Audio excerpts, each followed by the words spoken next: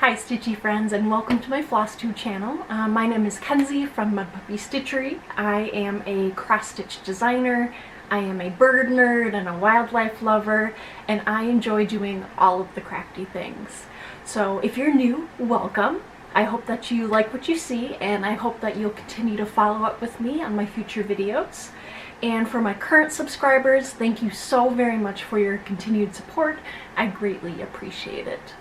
So I hope you've had a wonderful month and a half since I've seen you last. As I say every time, it has been insanely busy, and I feel bad that my video is so late. But again, it is what it is. There have been lots of good things that have been happening, and then also lots of bad things that have happened in the past month and a half. But we'll start with the bad first. So unfortunately, a couple of my family members got into a small car accident a little bit ago, and luckily everyone is okay. But it was just a really big bummer, and it added a lot of unnecessary stress to an already packed summer. So that wasn't good. The other not fun thing that I found out is that I had mice living in the ductwork of my dryer vent. So my apartment complex is right next to like a beautiful wooded area, but with that comes wildlife.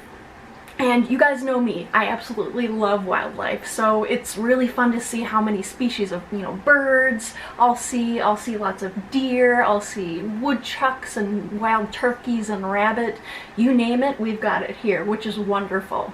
But with that, sometimes comes pests. And I have been hearing lots of scratching and movement in the back of my dryer, and I was terrified that they were going to chew through and get into my apartment. So TJ had come over and we were testing different dials on the dryer to see if we could try and push them out, and guess what happened? So 2 dead mice and then 3 live ones were basically pushed out of my dryer, out of the dryer vent on the outside of the building, plus all of their nesting material was just all pushed out at once, and it was horrifying.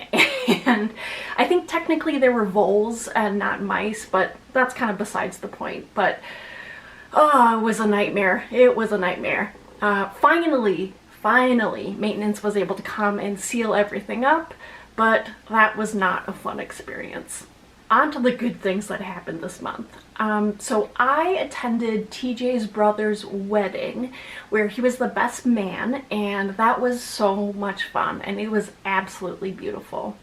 And I also had an amazing cabin weekend with some really good friends up north, and I learned how to jet ski, and that was terrifying but very, very fun.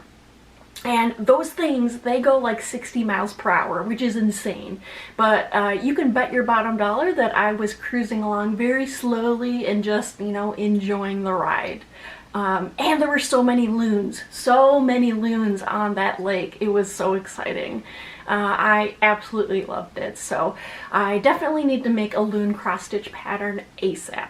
Before we head into talking about cross-stitch, I did want to give you an Eagle News update.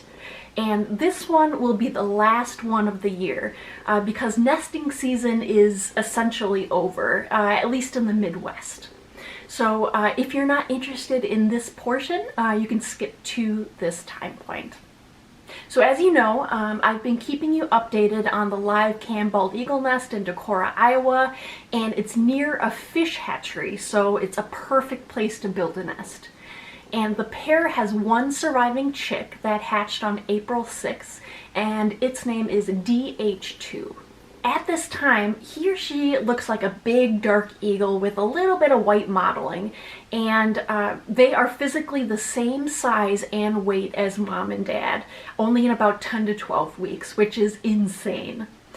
We were talking about last time that DH2 is fledging, which means he or she needs to learn how to fly very, very soon, and so they'll hop on out of the safety of the nest and onto like a branch that's nearby, and they're going to start flapping their wings and getting their muscles all worked out, and they're going to see what it feels like to get wind underneath their wings. And then eventually, when they're ready, they will take their first flight, or there will be a big wind gust and it might just blow them out of the tree. Sometimes that happens too. At this point, they will spend a couple more weeks following their parents around, learning how to catch prey and how to find resources that they need to survive. And according to the Raptor Resource Project, who is behind the live cam, they're saying that most eaglets in the Decorah nest area permanently leave on their own around early September or so. So coming up in about a month. So if you do watch, you can still catch a few glimpses of DH2 as they're trying to grow up and learn all of these new skills. So what happens after a young eaglet leaves permanently? They are now off on their own and they cannot come back to mom and dad. Mom and dad, that is their own territory and they will not allow their children to come back. So basically they're off on their own, they're trying to survive, and they don't have a set territory yet. And this is where survival of the fittest plays in. It is rough out there in the wild, and one point that I would always try to emphasize in all of my classes when I was teaching about raptors previously is to not romanticize the wild. Even though these are top predators, they deal with sickness, they deal with starvation, injury, and of course they're living through all these insane weather conditions as well. It takes about 5 years for an eagle to be fully sexually mature, and that is when they get their white head. And what's insane is that only 20% will survive to this point. Now, if you are out and about and you happen to see an adult bald eagle flying outside, just know that this is one of the survivors. This is one that has beat the odds and is considered one of the best of the best. So that white head is truly a mark of excellence. And so now that we've gone through the whole eagle life cycle this year, and nesting season won't start up until early next year, I've been trying to think of other bird or animal segments that I could do to fill this spot. So if you do happen to have any ideas or things you'd like to learn about, please let me know in the comments down below and we'll see what this segment grows into. All right, so finally on to the stitching. So I've worked on 3 projects since the last time that you've seen me. And one of them that I've been working on is Maggie Manor by the Blue Flower. And this is what it looks like. So I started this on April 2nd of this year, and it is being stitched on Old Gold by My Vintage Needle Arts. And here is what I have so far. So I was able to add in the giant flowers that are next to the house, and I was working on the grass, and I filled in the koi fish. They're my favorite. I think they turned out really cute. And I also redesigned the cats to be dogs. I have recharted the bottom right here, the bottom words, but I wasn't able to work on filling that in yet. If you are unfamiliar, I am recharting the cats in this chart as dogs that have previously been in my life and have been in my family's lives. So both of the pups are Cavalier King Charles Spaniels. And this one right here, her name was Heidi, and she was a tri-colored Cavalier, and she was my grandparents' beloved dog. And on the other side is Zoe, a dark brown and black Cavalier, and she was my family's dog growing up. So I am absolutely thrilled with how it's turning out, and I'm just loving this piece. It is just so hard to put down. And then on the bottom, I have it recharted. It's going to say all dogs go to heaven, and I can't wait to put that in. Once this is finished, I can move upwards and I can fill in all the trees and all the birds and all of the other dogs as well. So I am very excited to get back to this. The funniest thing about this piece is actually the extra fabric that I've put around the outside. And I do that so that it's easier to place into like a larger Q-snap, so that I can waste less cross-stitch fabric by putting it closer to the edge. And so the Q-snap will snap onto here. But what's funny is I bought this fabric a while ago because one of my friends loves chickens and she also loves to paint. So I had made a paintbrush holder for her using this fabric, and I think I'd showed it in one of my previous videos. So what makes it interesting is the sunflowers. Just so you know, I hate sunflowers with a burning passion.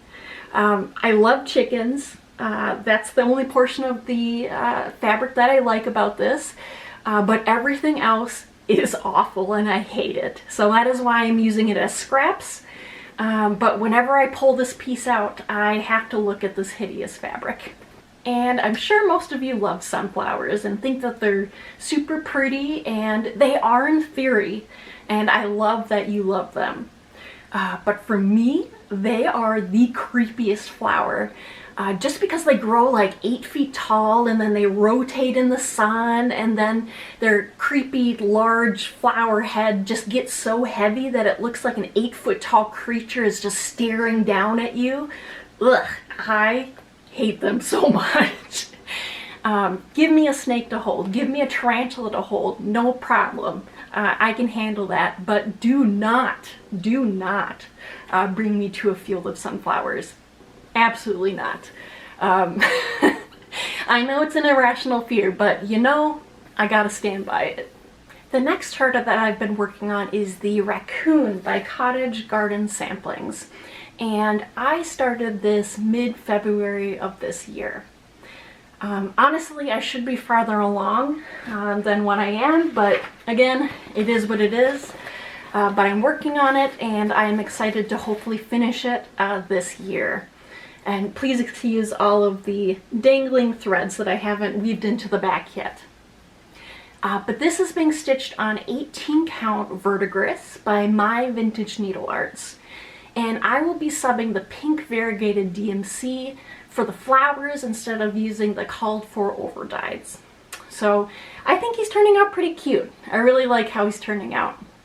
And then once he's stitched up, he will be fully finished, similarly to how I did the fox.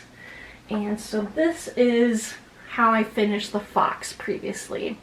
And he is attached to a stained piece of live edge wood that I bought at Hobby Lobby, and he basically just sits in an easel like that. So I love how this guy turned out, and I think they're going to look spectacular right next to each other, being fully finished in a similar fashion. And the last piece that I actually finished stitching and have almost fully finished is my Moth piece. So this chart was bought off of Etsy, but the shop and the pattern is unfortunately no longer available. But luckily there are lots of similar charts that you can buy on Etsy if you just search Moth cross stitch pattern. But this was stitched on 18 count Colonial Green by My Vintage Needle Arts using the called for DMCs. And I had said that this wasn't fully finished yet because I would like to add some sort of either like medallion or like mother of pearl buttons or like a stained wood moth or butterfly, something right here just so that it covers up all of my ugly edges, kind of the mess of the wire and the stems. I found this jewelry stand at Hobby Lobby and I really liked the shape of it. I liked that you could either stand it up onto something or you could hang it, and I really love the texture of the metal.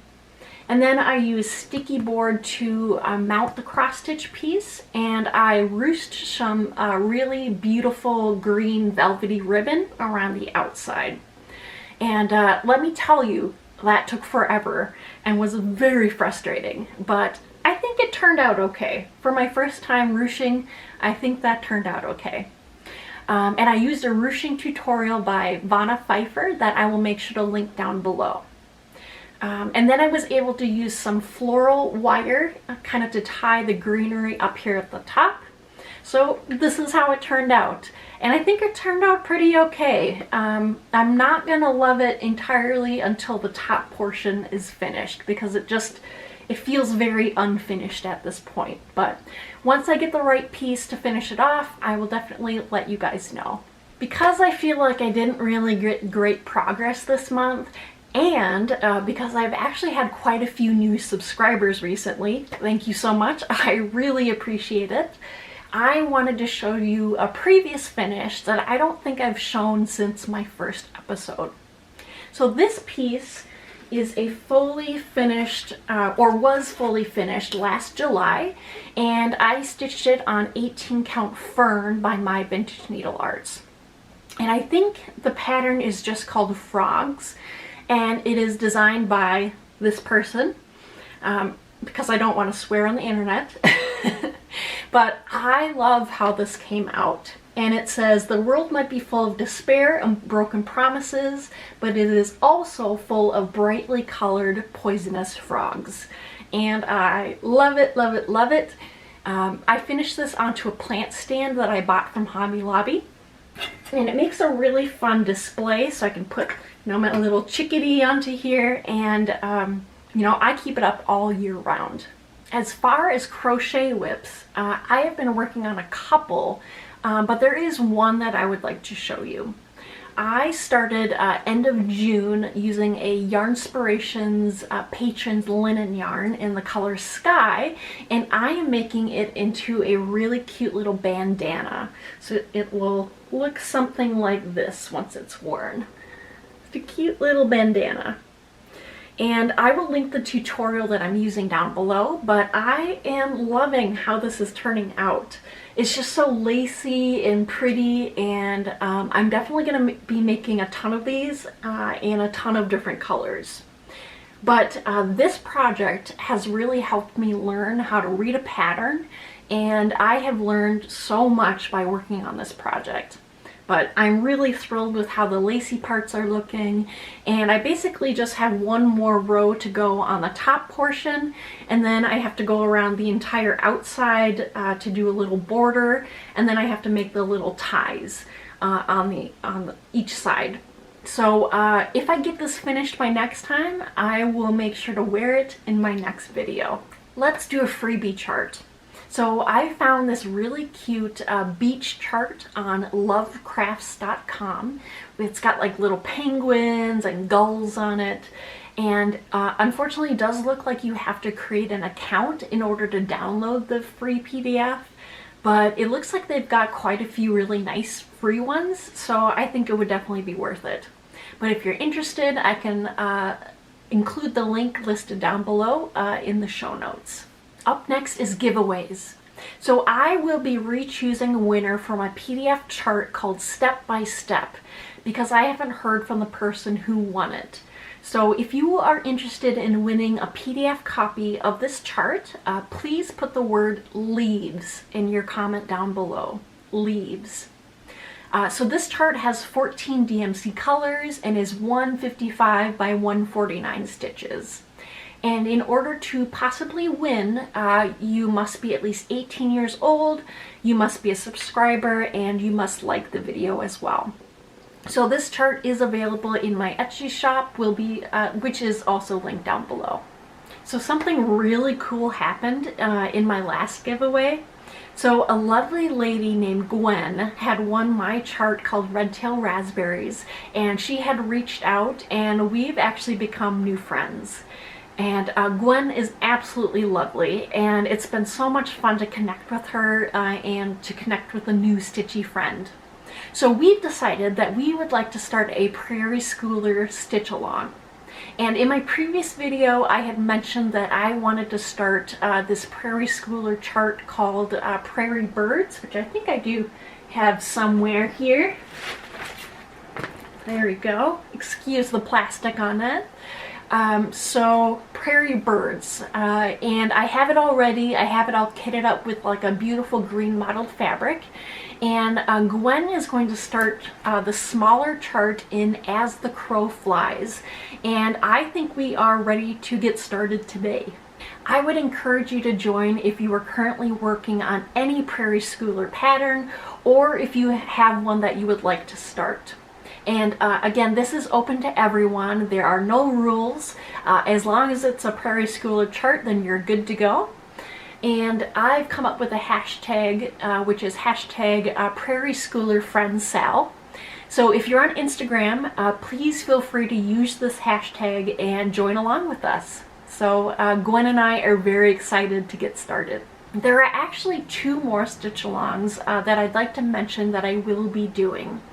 The lovely Lorrie from Mischievous Stitches, who I've watched and loved for so many years, we decided to start a stitch along on October 31st from Cottage Garden Samplings. And I think I have that along with me as well. This is what we will be starting. So we are planning on starting on October 1st, and Lorrie had reached out to Barefoot Needleart, and they will actually be helping to host our stitch along, so that is so darn cool. We haven't created a hashtag yet, but the plan is that Barefoot Needleart will give Lorrie and I a discount code to offer through our channels so you can get a hold of this chart. And things are still in the works, and as soon as I hear more, I will let you guys know. So like I was saying before, this is huge for me, and I am so excited to be part of this. So please be sure and check out Lorrie from Mischievous Stitches. Her channel will be linked down below, and we will both keep you updated as things get ironed out. The last stitch along I'd like to mention that I'll be joining is hosted by Helen D and Carla at Cobweb Corner. So we will be stitching a Freaky Fair Isle by the Pedal Pusher, and I think that's starting September 12th. And if you are also interested in joining, please watch Helen D's latest video explaining a little bit more about it and how you can get a hold of the chart. Also, please subscribe to Helen. She is spectacular, and she will of course be linked down below as well. The last thing I'd like to show you before I go is this new app that I was introduced to recently, and I need to share it with you guys. It is called the Merlin Bird ID app, and it's created by the Cornell Bird Lab in New York. And it's free, and it's absolutely incredible. So basically you choose which part of the US that you're in, and then it downloads all of the birds that you're most likely to see in this area. If you press the Explore page, you can scroll and you see a long list of common birds that you're likely to see in the area at this time of year, or whatever time of year that you download the app. And you can also take a photo of a bird, and it will analyze the photo, and it will let you know what type of bird it is. But honestly, the coolest part is the sound ID. Now, if you are walking outside and you hear a bird, and you can go into this app, you basically press a button and you let it record the sound, and it's really neat because you can see the sound spectrogram as the bird is singing, and then it identifies the species in real time as you're recording it. So what's also really cool is that if there's other bird species that are also singing at the same time, it will also identify those birds in real time as well. So if you start recording, and let's just say you're hearing a northern cardinal, and then all of a sudden a blue jay starts making noise, it will switch the picture to the blue jay, and then once the northern cardinal starts singing again, it will switch the picture back to the picture of the cardinal. So, and this is all in real time as you're recording this. And then once you stop the recording, you can click on the bird, and it will give you a whole list of its songs and its sounds that it makes. So it is literally so cool, and it changes the game on birding. I am not exaggerating, it is so cool. So I highly encourage you to download this free app. It is the most educational and fun app that you will have on your phone. I can guarantee it. Alright, Stitchy friends, that is all that I have for you today. So I hope you enjoyed today's video, and if you did, please like the video, please comment down below, please check out my Etsy page, which will also be linked, and please follow me at Mud Puppy Stitchery on Instagram to keep an eye on what I'm doing in between videos. So I appreciate you so very much, and I hope to see you in about a month. So take care, do some bird watching, and stitch all of the things. Bye!